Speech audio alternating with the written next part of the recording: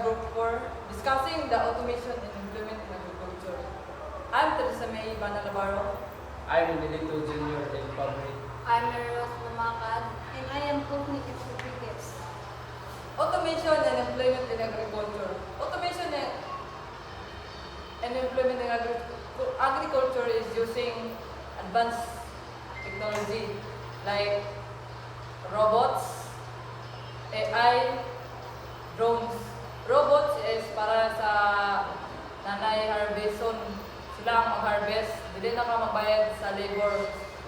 AI is para sa mga scientific research, is tabang para mag-monitor sa iyong mga tanong.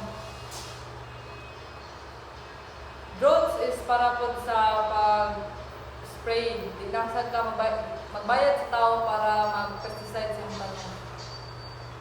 Pagkawala sa human connection sa pag-prioritize, sa kapaspas, pagkawala sa social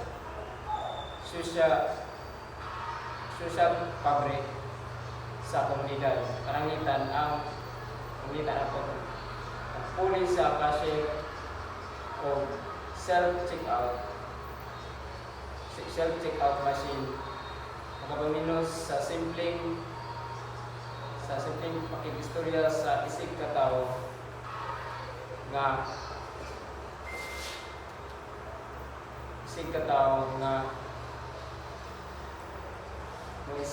istorya sa isolation o makapamingaw sa atiningban. Dapat magtabang tanan dili lang sa pipila o dagkong negosyante. Kinahanglan pod maghatag og maayong kinabuhi sa mag-uuma. Kinahanglan pod i-apel ang mag-uuma sa pagplano para makabalo sila.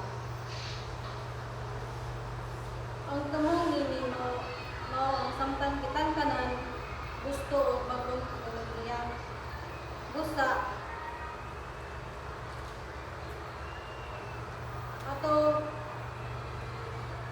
o ginahanglan nato nga dili pasagdan o di sad ta magapusar sa kayuhan sa mga tao. Kasi ang makuanan ni sila nga ang loya ni ang kuanman ang mga farmer kay sa gran dia sa mga farmer karon is mga asnat then abot din sa ilang mga pagtrabaho nila sa humayan is init ba yan, dili kayo kanang gawin kayo init tas dili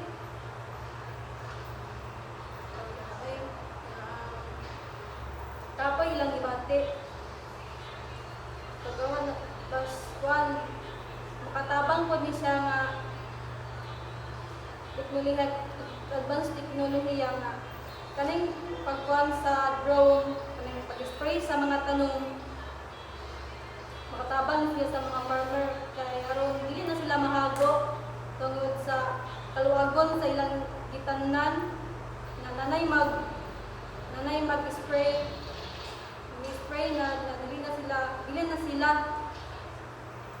tas di na pod sila magbuhago pa nga magadto dito kay para magkuanon lang nila sprayhan.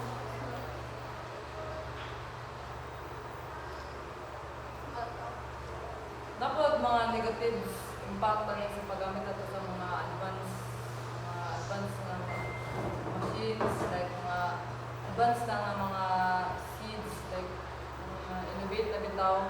Nanay, pati sa synthetic na mga fertilizer. Ang mga negative dali nga impact ka ng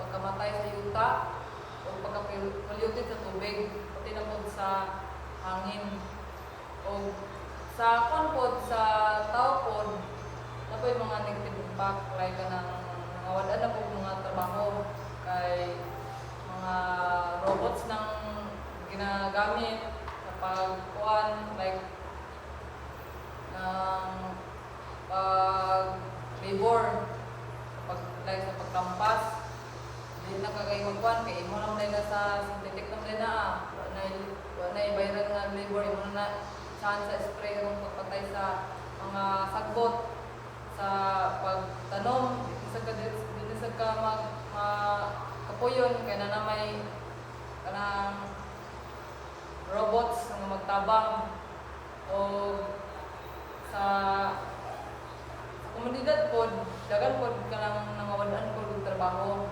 tungod sa mga robots na pod kay sila naman to ang galihok dili ng tao wala na agapanan sa tao munang mga negative impact naman po yung mga positive impact na nag-angat ako niya like taas ato kuan ng mga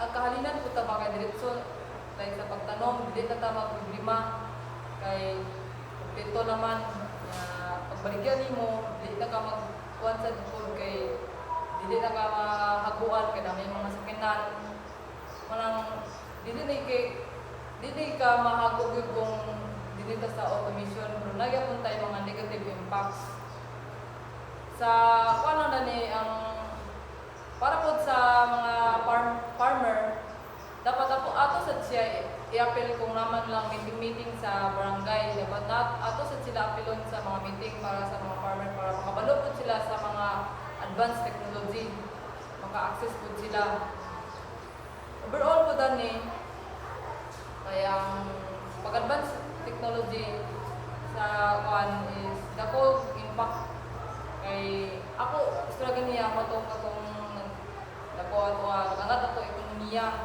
napog yapon negative dapat balance mo na ay positive ug negative.